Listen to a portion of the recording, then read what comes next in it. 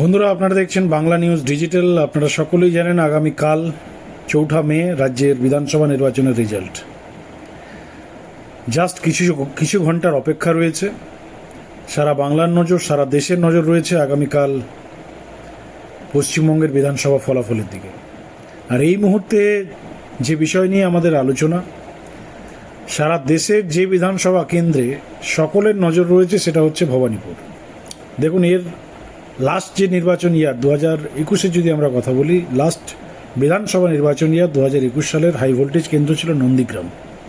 তার কারণ সেখানে রাজ্যের মুখ্যমন্ত্রী মমতা বন্দ্যোপাধ্যায় দাঁড়িয়েছিলেন, লড়াই হয়েছিল শুভেন্দু অধিকারীর সাথে। আপনারা সকলেই জানেন মমতা বন্দ্যোপাধ্যায় সেখানে হেরেছেন 1956 ভোটে। যদিও সেই হার রাজ্যের শাসক দল তথা শাসক দলের সবাই মেনে নিয়েছেন, কিন্তু মুখ্যমন্ত্রী মমতা বন্দ্যোপাধ্যায় মানেননি। এবং শাসক দলের বাকি যে নেতারা তারাও অন ক্যামেরা মানতে চান না। তার কারণ বুঝতেই পারছেন, একটা বিষয় সেখানে রয়েছে, একটা অজুহাত ক্রিয়েট করেছে তৃণমূল কংগ্রেস যে সেখানে নাকি লোডশেডিং করা হয়েছিল। কিন্তু সেই লোডশেডিংয়ের মামলাও কলকাতা হাইকোর্টে এখনও পেন্ডিং। তৃণমূল কংগ্রেসের পক্ষ থেকে, মমতা ব্যানার্জির পক্ষ থেকে সেই মামলা মুভ করায়নি। 5 বছর কেটে গেল, নতুন বিধানসভা নির্বাচনও হয়ে গেল, কিন্তু সেই মামলা এখনও পেন্ডিং আছে। তো যাই হোক, আবার আমরা একটা টাফ ফাইট দেখতে চলেছি ভবানীপুরের বিষয় নিয়ে আজকে আমরা ডিসকাশন করব। বন্ধুরা, আমাদের কাছে যে প্রেডিকশন এসছে, আমরা গতকালকে আমাদের চ্যানেলে সারা রাজ্যের ডিজিটাল যে এক্সিট পোল আমরা প্রকাশ করেছি, এবং সেখানে আমাদের এক্সিট পোলে আপনারা দেখেছেন 173-এর কাছাকাছি বিজেপি সিট পাচ্ছে 294-এর মধ্যে, এবং ক্লিন সুইপ আমরা দেখতে পাচ্ছি। মানুষের সাথে কথা বলে, মানুষের অপিনিয়ন, বিভিন্ন জেলার ফিডব্যাক, বিভিন্ন বিধানসভা ফিডব্যাক আমরা জেলাভিত্তিক করেছিলাম। সেই ভিডিও আমরা অলরেডি আপলোড করেছি। যারা দেখেননি অবশ্যই দেখুন। আই বাটনে সেই ভিডিও আমরা দিয়ে রেখেছি, আপনারা চেক করে নিতে পারেন।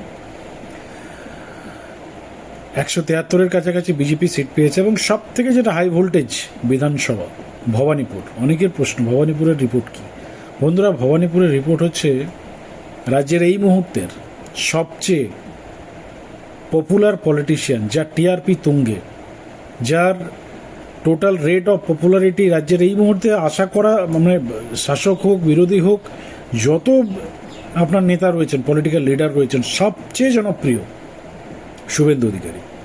সেই শুভেন্দু অধিকারী ভবানীপুরে উইন হতে চলেছে, অনেকটা এগিয়ে রয়েছে মমতা বন্দ্যোপাধ্যায়ের থেকে। এবার বিষয় হচ্ছে, দেখুন, মমতা বন্দ্যোপাধ্যায় ভবানীপুরের তার হোমল্যান্ড, তার হোম বিধানসভা, সেখানে তিনি একাধিকবার ভোটে লড়েছেন, জয়ীও হয়েছেন। কিন্তু আমরা যদি 2021-এর কথা বলি, তৃণমূল কংগ্রেসই সেখানে উইন করেছিল, কিন্তু খুব কম মার্জিনে। তারপর সেখানে মমতা ব্যানার্জি যখন নন্দীগ্রামে হেরে যায়, পরে সেখানে বাই ইলেকশন হয়। তো বাই ইলেকশন বুঝতেই পারছেন, একটা পলিটিক্যাল পার্টি যখন জিতে অলরেডি উইন করে, তার পরের ইলেকশনগুলোতে অলরেডি শাসক দলের ফেভারেই যায়। সেখানেও হার জিতের যে ডিফারেন্স, সেটা খুব একটা ছিল না। আর এবারে তো এসআইআর হয়েছে, অনেক নাম বাদ গেছে, এবং তার চেয়েও যেটা ইম্পর্টেন্ট বিষয়, এবারের নির্বাচনটা মানুষ স্বতঃস্ফূর্তভাবে দিতে পেরেছে। মানুষের পছন্দসই যে দল, যে ক্যান্ডিডেট, তাকে মানুষ দিতে পেরেছে। কোনো ছাপ্পা, বুথলুট, র্যাগিং, এই জিনিসগুলো হয়নি। একটা জিনিস হয়েছে, সেটা হচ্ছে থ্রেড কালচার যেটা রয়েছে তৃণমূলের, সেটা তারা চালিয়েছে। কিন্তু শহরাঞ্চলে খুব একটা থ্রেড কালচার চলে না। তার মধ্যে মানুষ যতটা সম্ভব তারা ভোট দিয়েছেন। তবে যা রিপোর্ট আমরা পাচ্ছি ভবানীপুরের বহু মানুষের সাথে কথা বলে, টেলিফোনিক কনভারসেশন, অনলাইন যোগাযোগ, মানুষের সাথে 1-to-1 কানেকশনের মধ্যে আমরা যে ফিডব্যাক পেয়েছি, যে রিপোর্ট পেয়েছি, তাতে অস্বীকার করার কোনো জায়গা নেই। ভবানীপুরের শুভেন্দু অধিকারী অনেকটা এগিয়ে রয়েছে মমতা বন্দ্যোপাধ্যায়ের থেকে। এবার দেখার বিষয়, আগামীকাল যখন ইভিএম বাক্সগুলো খুলবে, রেজাল্টে কে এগিয়ে থাকবে, আমাদের নজর থাকবে। বন্ধুরা, আপনাদের কি মতামত লিখে জানান কমেন্ট সেকশনে, এবং যারা চ্যানেলে নতুন রয়েছেন,